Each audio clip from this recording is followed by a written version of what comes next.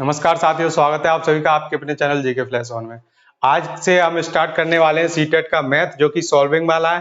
पिछली वीडियो में हमने पेडागोजी पढ़ी थी, कैसे पेडागोजी क्वेश्चन पहचानते हैं, कैसे उनको पढ़ना चाहिए और क्या उनके बेनिफिट है, वो सब कुछ हमने बताया है। तो उससे तो आपके सिर्फ 15 नंबर पक्के होते हैं, लेकिन आज हम बात करेंगे। आज से हम स्टार्ट कर रहे हैं, हमारा जो एम है कि कैसे हम पूरे 30 में से 30 नंबर लाएं, और 30 में से 30 नंबर बिना मैथ सॉल्विंग के कर नहीं सकते हम। अब जिसको मैथ बिल्कुल भी नहीं आता है वो कैसे अपने 30 में 30 लाए। तो आज उन्हीं सब बच्चों के लिए मैं ये सीरीज स्टार्ट कर रहा हूँ जिनको मैथ बिल्कुल भी नहीं आता है, जिनको ये लगता है कि मुझे मैथ में कुछ भी नहीं आता है। सिर्फ उनके लिए ये आज से हम ये सीरीज स्टार्ट करने जा रहे हैं। तो आप सब तैयार हो कि जिसको मैथ बिल्कुल नहीं आता है उसके लिए आज से हम ये सीरीज स्टार्ट करें, यानी कि ये सिर्फ आपके लिए है। तो आप समझ सकते हैं कि अब आपको चाहे मैथ आता हो या ना आता हो, मैं बिल्कुल वहां से स्टार्ट करूंगा जहां से बिल्कुल उसका बेसिक स्टार्ट होता है। यानी कि जैसे कि हम बच्चों को सिखाते हैं उसी तरह से आपके लिए। और ये समझ लीजिए कि सीखने की कोई उम्र नहीं होती है, जब आप जितना सीखेंगे उतना ही अच्छा है। तो अगर आपने ये सीख लिया आज से, तो आपका मैथ में तो अच्छे नंबर आने ही आने हैं, यानी कि आगे आने वाले एग्जाम में भी आपका बेसिक मजबूत होगा। तो जब आपकी बेसिक काफी अच्छा हो जाएगा तो ये समझिए कि सीटेट पास करने के बाद असली एग्जाम जो आएगा उसमें इससे काफी हेल्प मिलने वाली है। तो आप मैथ से बिल्कुल घबराएंगे तो उससे काम नहीं चलेगा, क्योंकि घबराकर आप मैथ सीख नहीं सकते। जब आपको मैथ सीखना है तो थोड़ी अपनी तरफ से हिम्मत रखनी हुई कि हाँ मैं मैथ सीख सकता हूँ या फिर सीख सकती हूँ। तो आप देखिए आज का हमारा जो पहला क्वेश्चन है। अब हम चाहे क्वेश्चन कम सीखें या कम करें, लेकिन जितने हम पढ़ेंगे उतने हमको आने चाहिए, ऐसा रखूंगा मैं आज की वीडियो से। तो ज्यादा नहीं, 4-5 क्वेश्चन हम करेंगे और वो चारों पांचों क्वेश्चन आपको अच्छे से समझ में आए, ऐसा मैं कोशिश करूंगा। तो सबसे पहला क्वेश्चन हमारा दिया है, आप स्क्रीन पर देख सकते हैं। इसकी पीडीएफ आपको टेलीग्राम पे मिल ही जाएगी। आपको पता ही है कि टेलीग्राम डिस्क्रिप्शन में लिंक दिया है, वहां पर मैं इसकी पूरी पीडीएफ डाल दूंगा जिससे आप ये क्वेश्चन देख सकते हैं। तो जुलाई 2019 का आज हम पेपर सॉल्व करेंगे। आप समझ सकते हो कि अगर आप पेपर वाले क्वेश्चन यहाँ पर अच्छे से समझ के कर सकते हो तो फिर आप वहां पर भी कर सकते हो जब आप एग्जाम दोगे।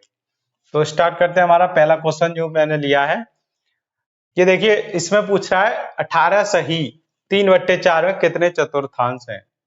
इसको हम 18 सही 3/4 बोलते हैं, और जो इंग्लिश में बोलते हैं वो बोलेंगे 18 एंड 3/4। तो हिंदी में हम बात करेंगे कितने चतुर्थांश हैं। तो चतुर्थांश का मतलब होता है 1/4। ये इसमें पूछा है, इसमें कितने हैं। तो 1/4 कितने हैं वो हमको कब पता पड़ेगा, जब इसको सॉल्व करेंगे हम।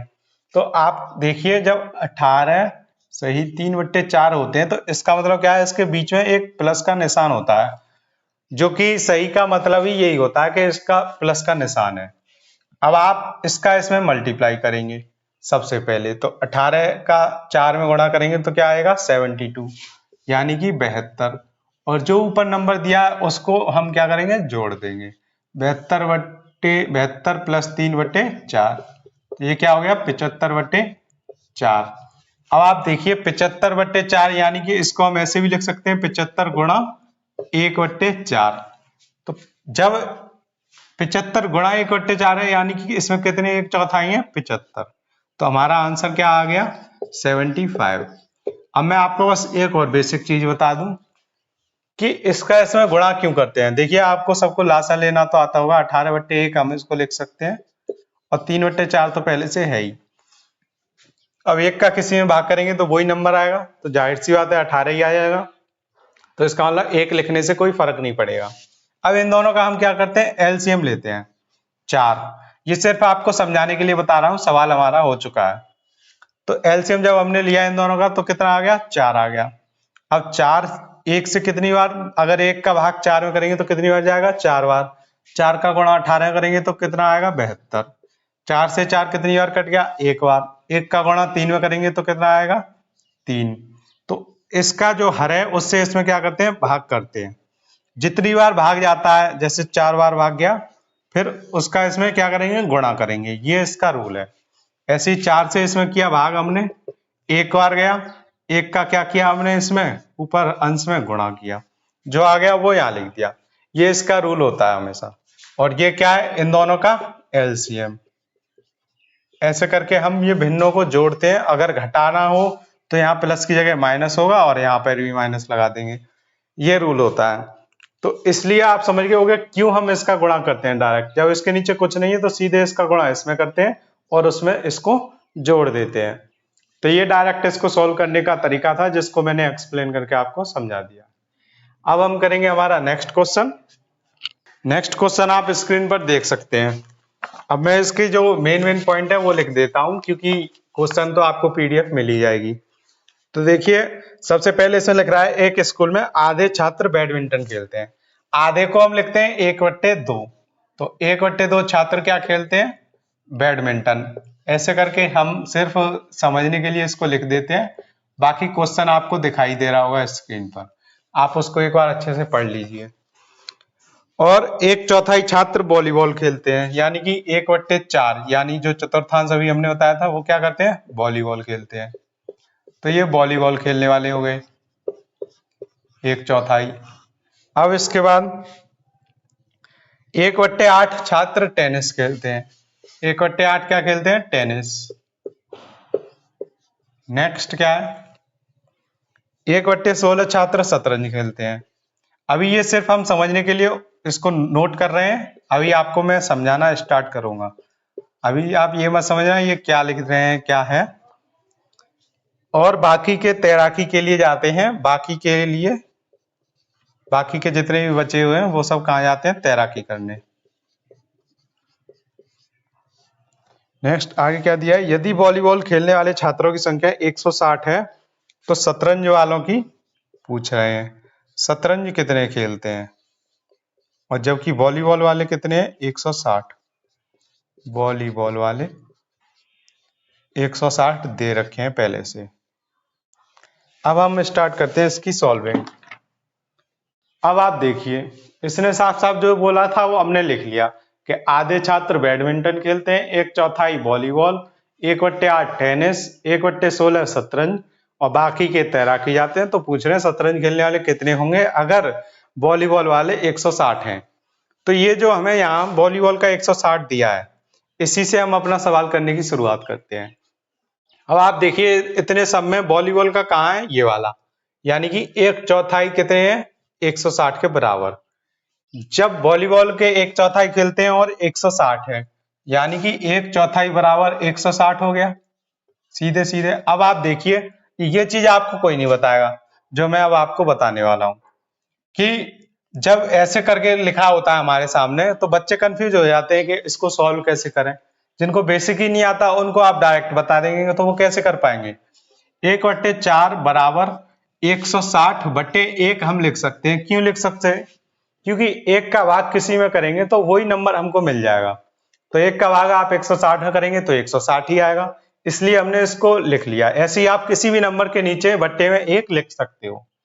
अब इससे हमारा क्या इजी होगा, जब ऐसे बराबर में दो भिन्न होते हैं तो उनको हम ऐसे सॉल्व करते हैं। इसका गुणा इसमें कर सकते हैं और इसका गुणा इसमें, इसको बोलते हैं हम कैची गुणा।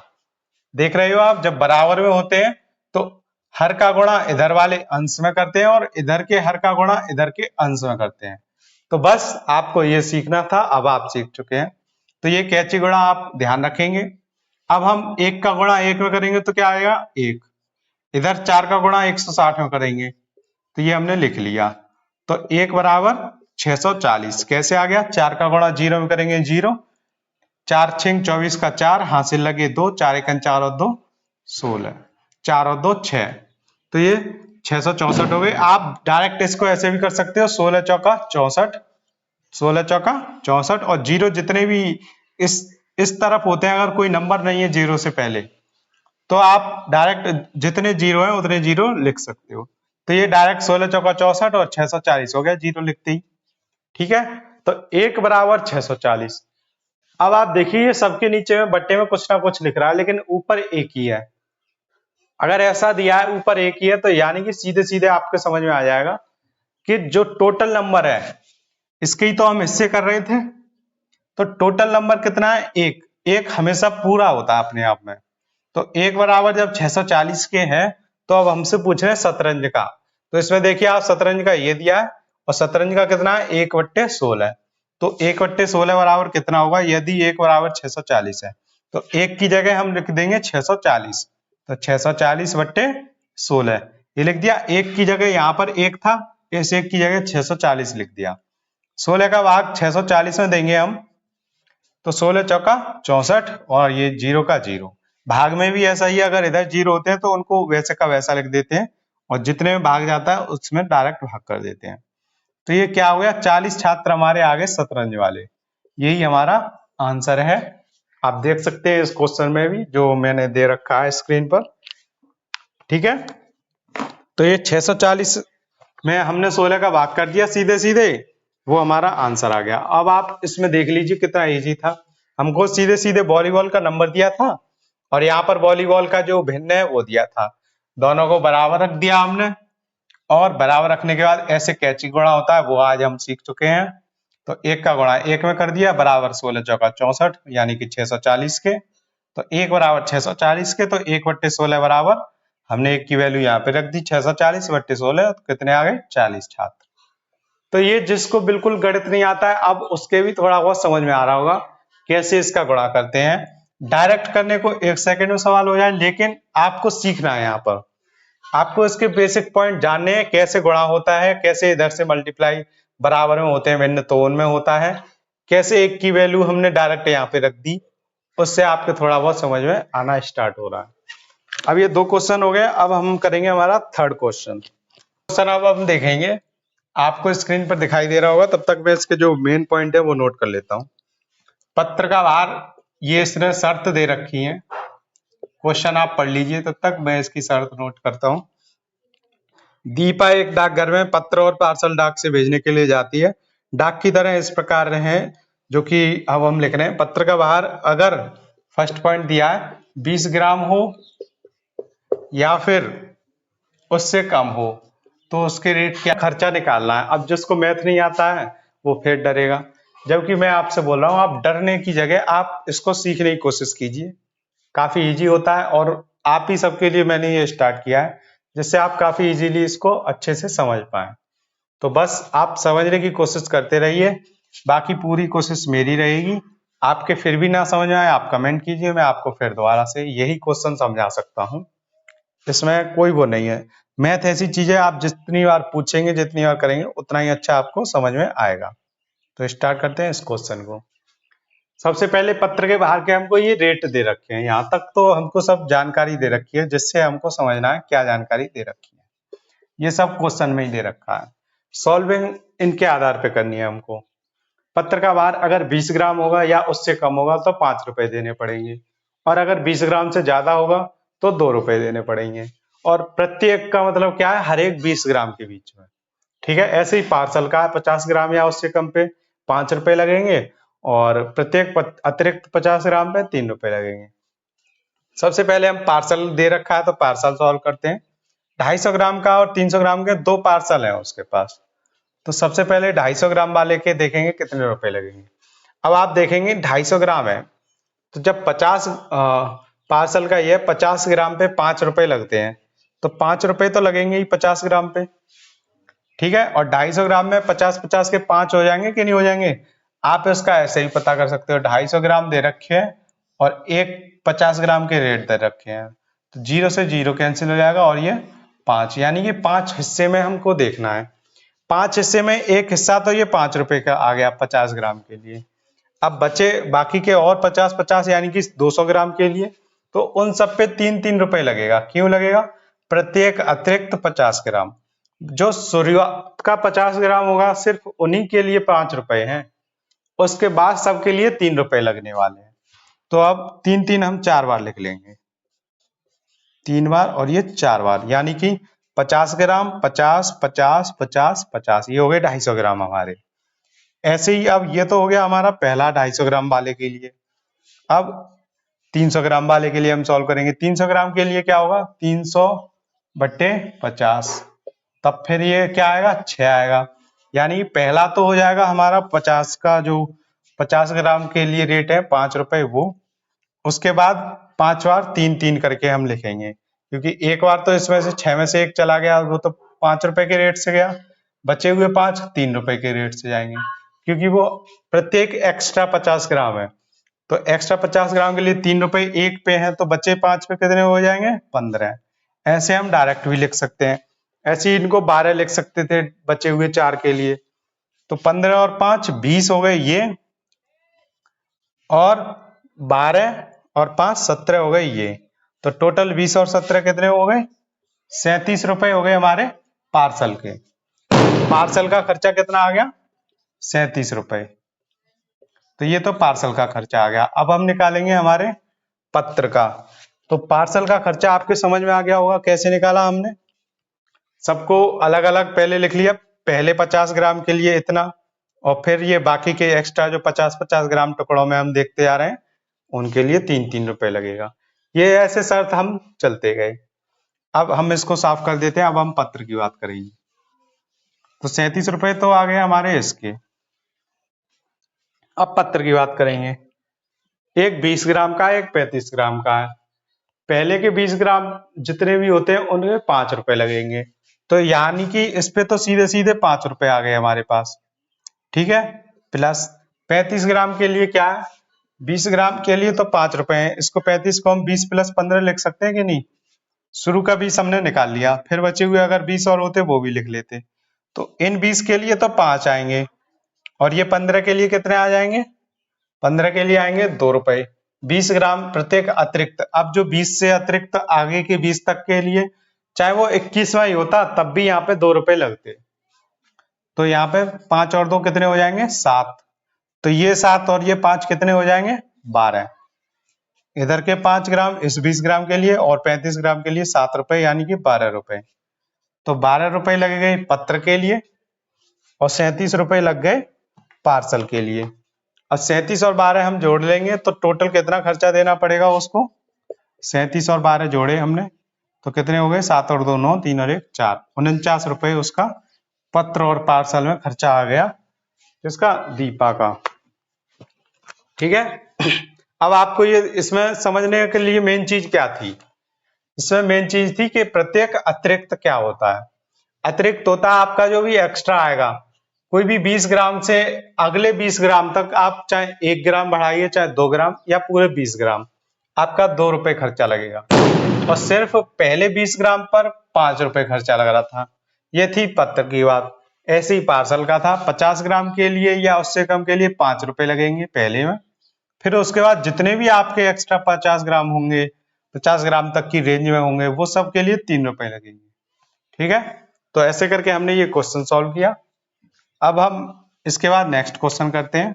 तो ये 49 रुपए इसका आंसर हो गया, और आप इसकी पूरी पीडीएफ देख ही सकते हो कैसे कैसे इसमें दे रखा है। अब हम करेंगे हमारा नेक्स्ट क्वेश्चन, जो कि काफी अच्छा क्वेश्चन है और काफी बार आया हुआ है। और वो क्वेश्चन ऐसा वैसा नहीं है, उसको अगर कितना भी मैथ जानने वाला बच्चा होगा वो भी करेगा जल्दबाजी में तो वो गलती करके आएगा। यानी कि मैथ में इजी और हार्ड कुछ नहीं होता है। आप उस टाइम क्या कंसंट्रेशन रखते हो, अपने आप को क्या समझ के मैथ करते हो, वो काफी डिपेंड करता है।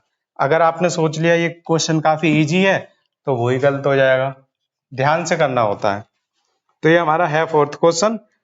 तो देखिए आप, ये अंक दे रखे हैं, आप स्क्रीन पर देख सकते हैं। 2 3 4 6 7 8, 6 7 8, ये 6 अंक दे रखे हैं हमको। इनसे हमको ये रिक्त स्थान बनाने हैं, और सबसे बड़ा जो नंबर बनेगा वो लिखना है हमको जोड़ के। ठीक है। ये हमारा क्वेश्चन दे रखा है। अब आप देखिए, इकाई का अंक कितना भी बड़ा हो, जितना इधर लेफ्ट साइड में यानी कि दहाई या सैकड़ा, और इसके बाद हजार होता तो वो वाला पहले, जो इधर का अंक लेफ्ट हैंड पे जो बड़ा होगा सबसे, वही संख्या सबसे बड़ी होगी। आप सबको ये बात ध्यान रखनी है। तो इसमें सबसे पहले हम लिखेंगे 8 नंबर, ये सबको पता है। अब गलती क्या करते हैं, पहले मैं आपको गलत करके दिखाऊंगा। 8 के बाद लिख दिया 7, फिर लिख दिया 6, फिर लिख दिया इधर 4, फिर 3, फिर 2।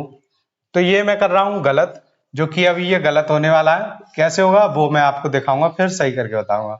6 और 2 जोड़ेंगे 8, 7 और 3 10 का 0, हासिल 1, 9 और 4 13, 1308 आ गया। अब ये गलत क्यों हो गया वो देखिए आप।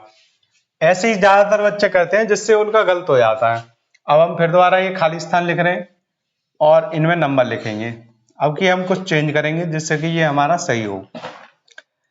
अभी इसमें गलती क्या है वो आपको जोड़ने के बाद साफ साफ पता पड़ जाएगी।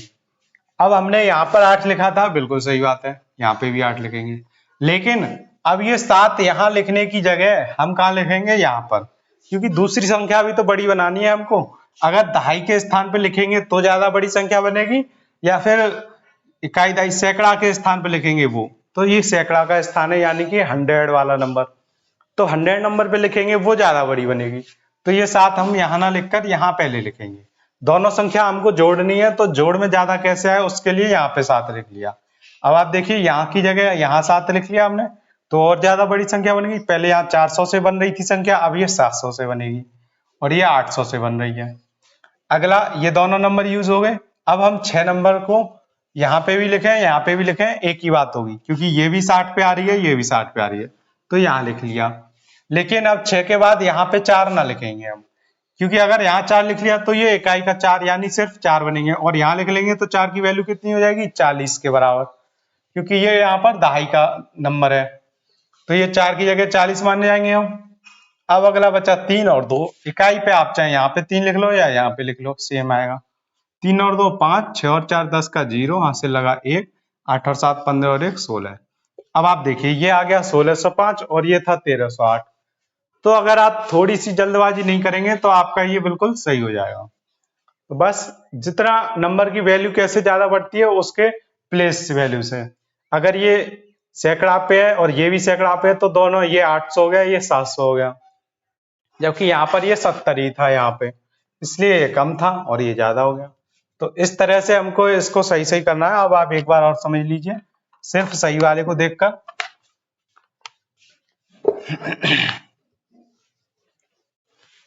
देख सकते हैं अब आप कि हमने सबसे पहले क्या किया, जो सबसे बड़ा नंबर था उसको लिख लिया, ये 800 बन गया। अब आप देखिए अगर इसको 800 को यहाँ पे लिखते तो ये 80 बनता, 8 की जगह 80, यहाँ पे लिखते तो सिर्फ 8 बनता। जितने का, जैसे ये किसका होता है, इकाई का, इकाई का मतलब 1, इकाई का मतलब क्या होता है 1, और दहाई का मतलब, दहाई का मतलब होता है 10, और सैकड़ा का मतलब होता है 100। अब जितने नंबर पे होता है जिसकी वो प्लेस वैल्यू होती है उसी का गुणा कर देते हैं।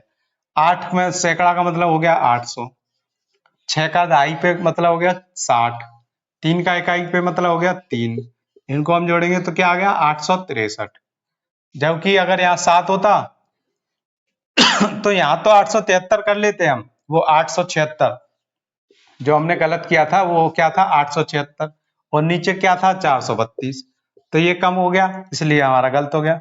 जबकि ये कितना है 742 है कि नहीं है, तो इसलिए वो हमारा गलत हुआ था और ये हमारा बिल्कुल सही है। तो आप जिस प्लेस वैल्यू पर नंबर रखते हैं उसका ध्यान रखना है आपको।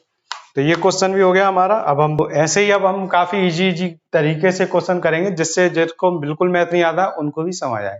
मिलते हैं आपसे जल्दी नेक्स्ट वीडियो में, तब तक आप इन सब का काफी अच्छे से रिवीजन कीजिए। इनकी पीडीएफ आपको टेलीग्राम पर मिल ही जाएगी, तो वहां से आप इन क्वेश्चन को बार बार कीजिए, और कोई नहीं आता है तो आप कमेंट में पूछिए। Thank you so much.